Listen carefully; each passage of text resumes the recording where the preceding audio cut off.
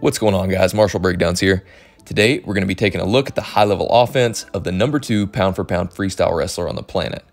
Two-time world champion and 2020 Olympic champion, Zaurbek Sidakov of Russia. Before we get started, if you take something away from this video and you want to see more breakdowns of wrestling, jiu-jitsu, and MMA technique, give this video a thumbs up and hit subscribe so you can stay up to date with all my future uploads. Now, let's get into it. Now, Sidakov is probably best known for his slide-by, which he's been able to hit at even the highest levels of competition. And while a lot of you are probably in general familiar with the slide-by, if you're like most people, at some point you've probably encountered some difficulty hitting it live. So, I'm going to cover some details that when implemented will make a huge difference in how you're able to pull this off in a live situation. The slide-by can be taught simply by breaking it down into a few crucial steps, which then need to be modified depending on the situation you want to pull it off in. The first is an outside step on the side we're trying to hit the slide-by on.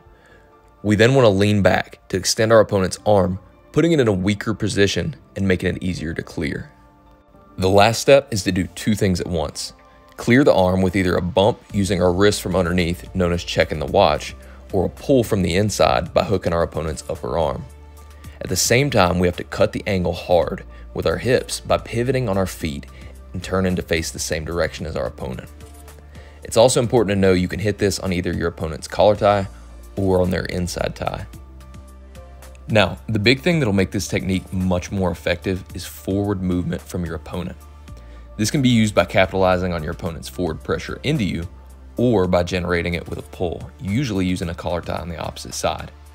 In this clip, notice Sidakov's able to capitalize on Jordan Burroughs' forward pressure. When he hits the slide-by, he does it from the inside pull just as Burroughs extends his hand to switch from an inside tie to a collar tie.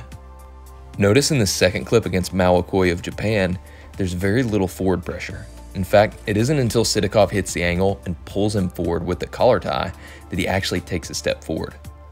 By both baiting our opponent to pressure and then using our own collar tie to pull, we increase their forward momentum significantly and make the technique much easier.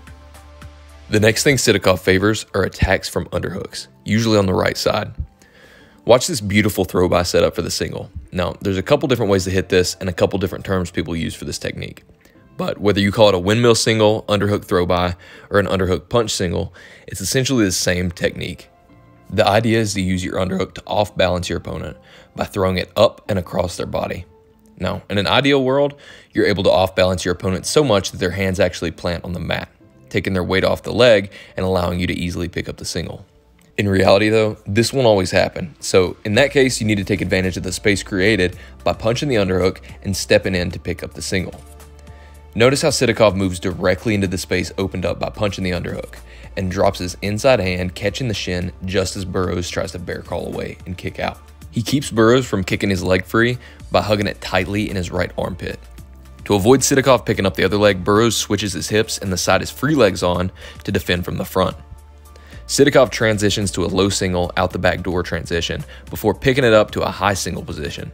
He attempts to kick the leg out, but times Burroughs' hop wrong, kicking when his leg is planted with all his weight on it. Burroughs turns down to bear crawl and kick out again, and Sidakov is able to capitalize. He reaches across to capture the far hip and shelves the leg before climbing to the upper body to pick up the takedown just as Jordan Burroughs makes it out of bounds. Now, the last technique we'll look at is a setup Sidakov uses all the time. It's a variation of the touch and go that he most often pairs with a head outside single, but let's look at some of the finer details. By reaching up and tapping the shoulder, he baits the opponent to do the natural thing and reach back to tie up with him.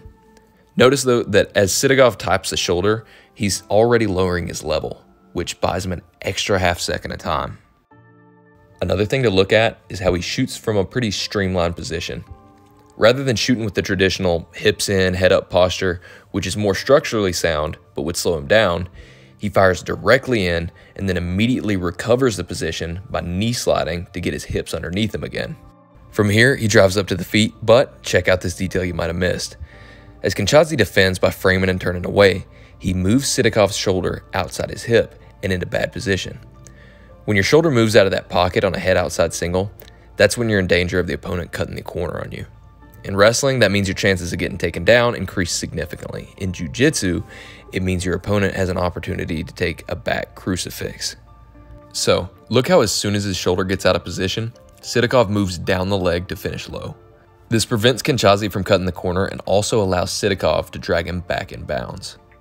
As he's dragged back in, Kinshasa attempts a switch, but Sidakov immediately capitalizes on his turned hips by driving him over his far hip and circling behind for the takedown. Now, Sidakov hits this setup for other entries as well. Here against Frank Chamizo of Italy, you can see him using it to enter on a low double before switching to the single. As Chamizo sprawls and circles to free his leg, Sidakov climbs up to a seatbelt, again a variation on that right side underhook. The finish though is something that's much easier to pull off with the seatbelt. Watch how Sidakov is able to climb his shoulder up higher and higher into Chamizo's armpit. The more he climbs that shoulder up, the more pressure goes on Chamizo's shoulder if he keeps the whizzer. Chamizo is forced to swim his arm over as Sidakov locks his hands around the waist and drives into him. As Sidakov finishes the takedown, Chamizo makes one more attempt to keep the scramble going as he attempts to hook the ankle on the way down. Watch the awareness of Sidakov though, as he's able to take his heel to his butt and limp leg out as they go to the mat. Now, this whole portion literally takes place in less than a second, and that type of body awareness can only be obtained through thousands and thousands of hours of drilling, repetition, and sparring. That's all for this video, guys. If you took something away from this, please be sure to like, comment, and share. It helps the channel a lot. Let me know what content and concepts you want to see covered in the future. And as always, guys, thanks for watching and good luck training.